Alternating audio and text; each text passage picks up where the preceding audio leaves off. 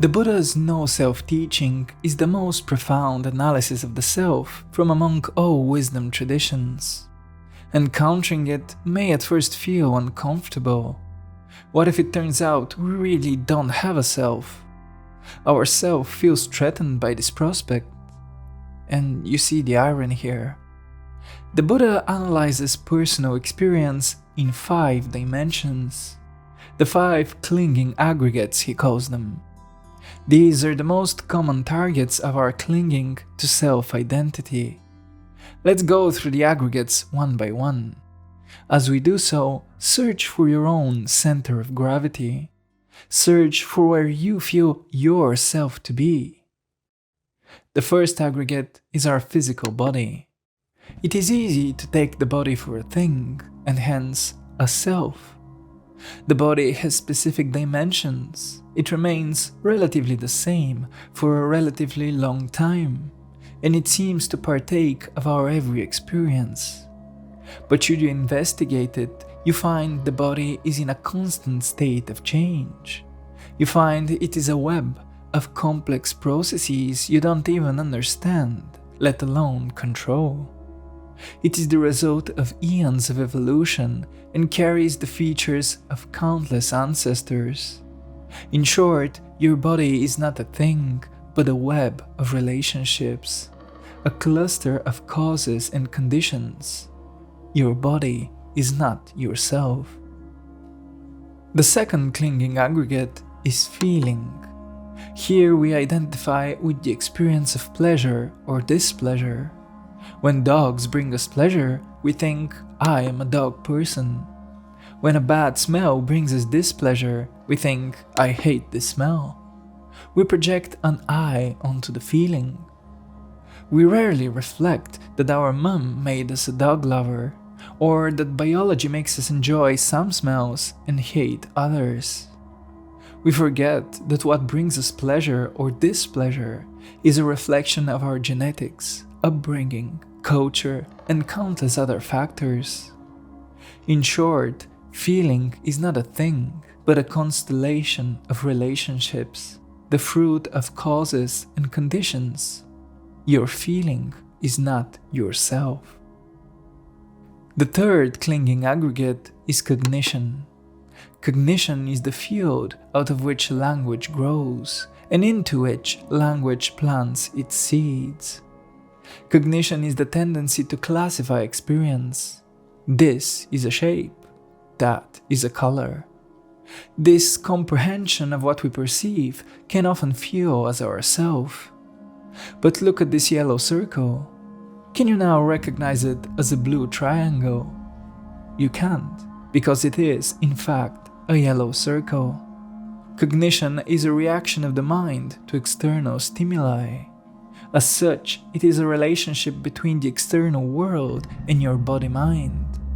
Could you have any cognition about the yellow circle if you never had eyes? Unlikely. In short, cognition is not a thing. It is a confluence of relationships. Your cognition is not yourself. In fact, the very ideas, I am a self, or I am not a self, are just patterns of cognition. The fourth clinging aggregate is volition. Here we identify as our thoughts, words, and actions. Surely you are the one who decides to keep watching this video. To prove so, you can close the video at any time.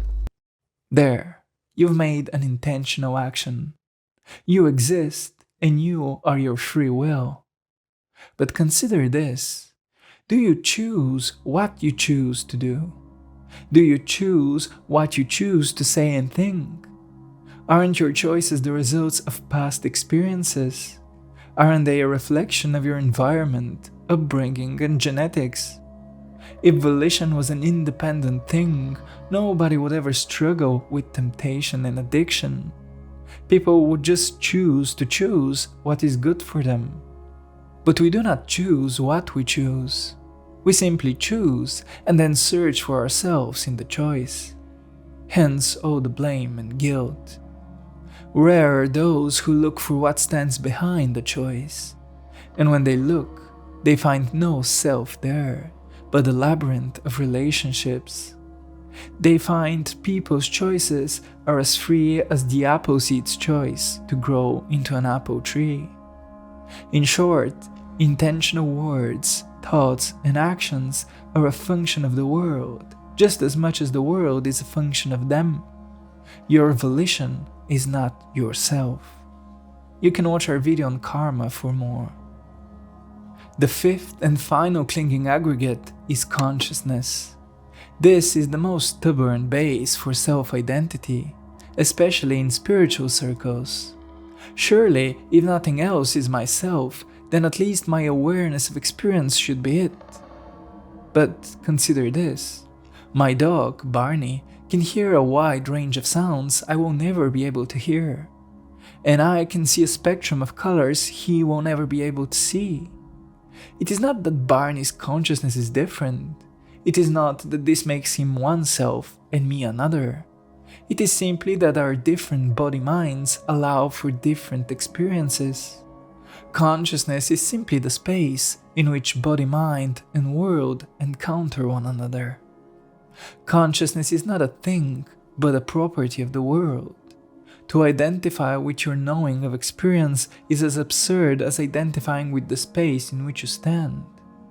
Your consciousness is not yourself. Here then are the 5 aggregates: body, feeling, cognition, volition, and consciousness. The usual suspects for our self. Oh, we've seen arise from causes and conditions, and change when the causes and conditions change. For O, it applies that when this exists, that comes to be. With the arising of this, that arises. When this does not exist, that does not come to be. With the cessation of this, that ceases. We've seen each of the 5 aggregates is the coming together of relationships, and the aggregates themselves stand in relationship to one another.